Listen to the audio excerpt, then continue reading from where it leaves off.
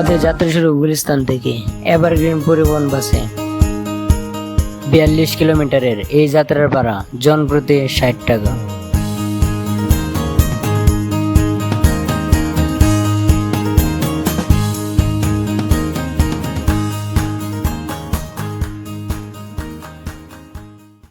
Babubazar bridge পার হয়ে আমরা উঠতেছি ঢাকা টু মাওয়া এক্সপ্রেসওয়েতে।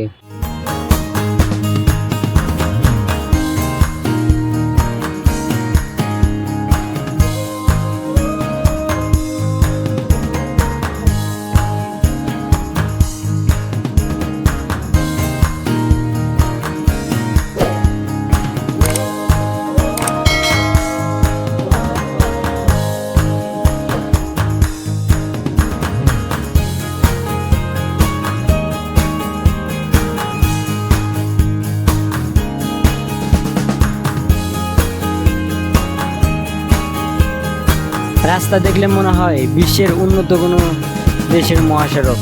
নেই কোনো যানজট, নেই কোনো অটোরিকশার বেলের আওয়াজ এবং নেই কোনো ময়লা।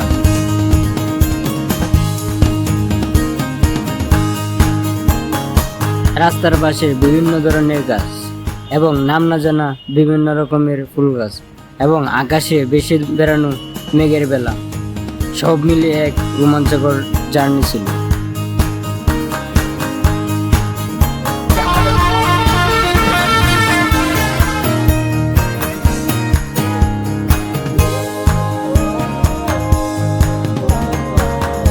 প্রায় 45 মিনিট জার্নি শেষে আমরা চলে আসি মাওয়া ঘাটে।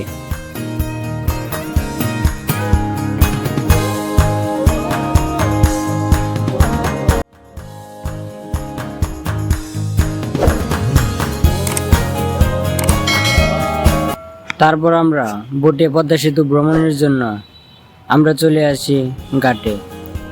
এখানে আপনি চাইলে ট্রলারে ঘুরতে পারেন। ট্রলারের জনপ্রতি 100 টাকা করে।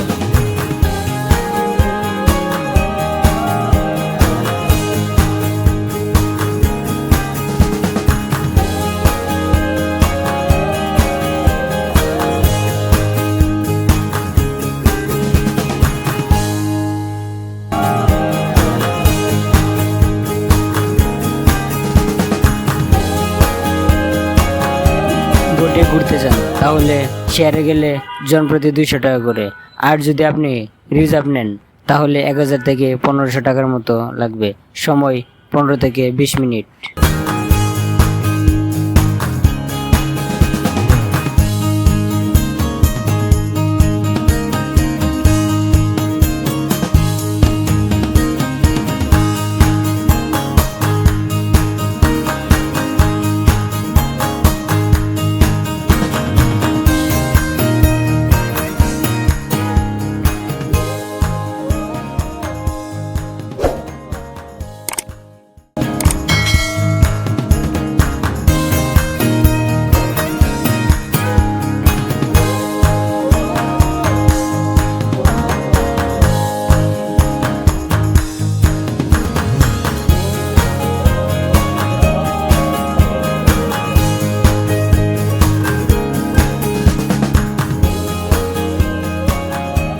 পদ্মা সেতু ভ্রমণ শেষে আমরা রওনা দিলাম ইলিশ খাওয়ার উদ্দেশ্যে।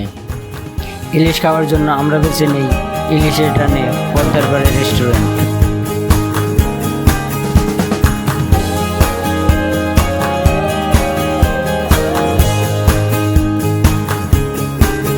এখানে আমরা একটি ইলিশ কিনে নেই 500 টাকা দিয়ে।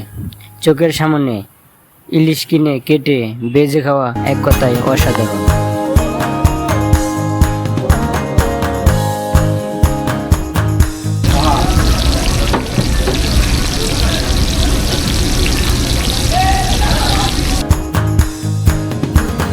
অনেকক্ষণ ওয়েট করার পর অবশ্যই আমাদের খাবার রেডি হয়ে গেছে।